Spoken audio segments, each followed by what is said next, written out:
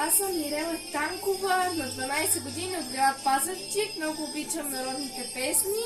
Починала съм от 4 години да пея в ОДК град Пазарджик, Гласовете на Орфей, с ръководител Малина Илинова. Там реших да се преместя в детски юношески фолклорен ансамбъл Елица, с ръководители Гергана Лабърва, Надежда Бикова, диригент на хора Карафила Григорова. Първото ми участие беше на езеро Батак, там взех първо.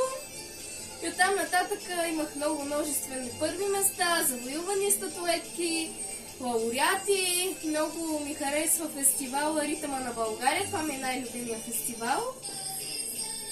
Така. Какви награди имаш? Откъде си ги спечелила?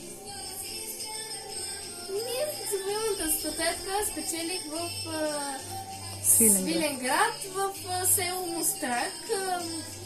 Спечелила съм първи места на много фестивали. Тази година ще се пробвам на национални, международни, в чужбина. Миналата година се пробвах на Пирин Фолка, бях в резервите и тази година пак ще се пробвам и мисля, че ще влезна.